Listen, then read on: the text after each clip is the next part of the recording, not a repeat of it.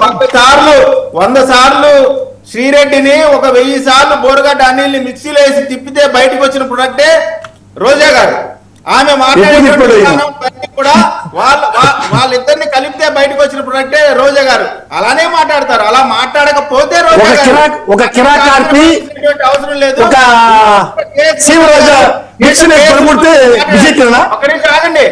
ఆగండి మొదటి కేఎస్ ప్రసాద్ గారు కూడా ఏదో కేసులు లేట్ అవుతున్నాయని చెప్తున్నా. మీకు మిర్చి సినిమా ఐడియా ఉండుంటది. దాంట్లో ప్రభాస్ గారు చెప్తారు, ఇప్పటి వరకు ఒక లెక్క, ఇప్పటి నుంచి ఒక లెక్క, వాడి కొడుకు వచ్చాడని చెప్పి అంటారు. ఇప్పటి వరకు మీరు చూస్తా ఉన్నారు. లోకేష్ వచ్చాడు, ఖచ్చితంగా ఒక్కొక్కడికి తేట తీసే న్యాయశాఖ మంత్రి చట్ట వ్యతిరేకంగా పని బాగుంటుంది. న్యాయశాఖ మంత్రి హోంమంత్రి గారండి లోకేష్ గారు. నాకు ఒకసారి చెప్పండి వారు ఇది గారు, ఆ న్యాయశాఖ మంత్రా లేకపోతే హోంశాఖ మంత్రి? సత్వరంగా న్యాయం చేర్పించడానికి విద్యాశాఖ మంత్రి కదా సార్ ఆయన? విద్యాశాఖ ఐటీ శాఖ మంత్రి కదా. స్టూడియోలో ఉంటే మీరు చెప్పే క్వశ్చన్ నాకు వెంటనే అర్థం అవుతుంది. మీరు వేసిన క్వశ్చన్ కూడా నాకు వినపడదు.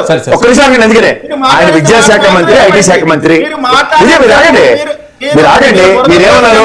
కొడుకు వచ్చాను లెక్క అన్నారు, బాగుంది, బిట్టు కట్టవుతుంది, బాగుంటుంది. కావాల్సింది ఆయన విద్యాశాఖ మంత్రి, ఆయన హోంమంత్రి కాదు, న్యాయశాఖ మంత్రి కూడా కాదు. న్యాయశాఖ మంత్రి అయితే అరెస్ట్ చేసేస్తారు మరి అదే కదా. చెప్పండి, విద్యాశాఖ మంత్రి చేసేస్తారు అంటే ఏం సరే చేసేస్తారా? న్యాయశాఖ మంత్రి చేయమంటే న్యాయపరమైన చిక్కులు తొలగించి 105 రోజులు కావాలి. సంబంధం ఏంటండి? అది జ్యుడిషియల్ చూసుకుంటారు. అదే ప్రశ్న ఆయన అడగండి. విద్యాశాఖ మంత్రి చాలా సార్లు నోటీసులు ఇచ్చారు, ఇవన్నీ అన్నారు, ఏమి చేయలేరు రోజా గారిని అంటున్నారు. లేకపోతే ఇంకొకరు కూడా ఏం చేసింది ఏముంటది అంటున్నారు. ఆయన ఏమీ చేయలేరు, మళ్ళీ చెప్తారు ఏమీ చేయలేరు. 3 సార్లు చెప్తున్నా.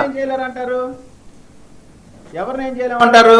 రోజాని సార్ ఒకటి ఇక్కడ ఈ ప్రభుత్వం ప్రజాస్వామ్యబద్ధంగా ఉండేటువంటి ప్రభుత్వం.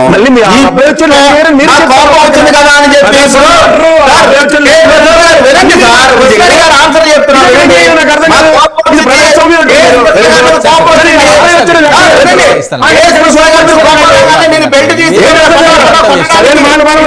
రాజ్యం కాదు, రాజ్యం కాదు. అవన్నీ కూడా ఫాలో అవుతున్నాం. విద్యాశాఖ మంత్రికి చట్ట ప్రకారంగా ఒక ప్రొసీజర్ ఉంటుంది. ప్రొసీజర్ అదే ఏం ప్రొసీజర్? విద్యాశాఖ మంత్రి చెప్పింది ప్రొసీజరా? విద్యాశాఖ మంత్రికి నచ్చని వాళ్ళు ఎలా చేయడం ప్రొసీజర్ చెప్పండి. మీరు అడిగితే నేను చెప్తున్నా. మీరే చెప్పారు. ఆయన గౌరవ విద్యాశాఖ మంత్రి, గౌరవ విద్యాశాఖ మంత్రి, గౌరవ ఐటీ మంత్రి, ఆయన్ని మీరు స్పెషల్ ప్రివిలేజ్డ్ కింద ఎలివేషన్స్ అన్న దగ్గర మాట్లాడితే అది ఎలివేషన్స్ లో యూట్యూబ్ లో ఇంటర్వ్యూ చేసుకోండి. ఇది పబ్లిక్ డొమైన్ లో ఓ విద్యాశాఖ మంత్రి కొడుకు రూపంలో వేరే లెక్క అని చెప్తే ఇది డెమోక్రసీ. మీరు అంటే మీకు ఏం కావాలి నాకు అర్థం కావట్లేదు. మీకు ఏం కావాలి? మీరు చెప్పిన చెప్తారు, వీళ్ళు ఏం చేయరు అని చెప్తారు.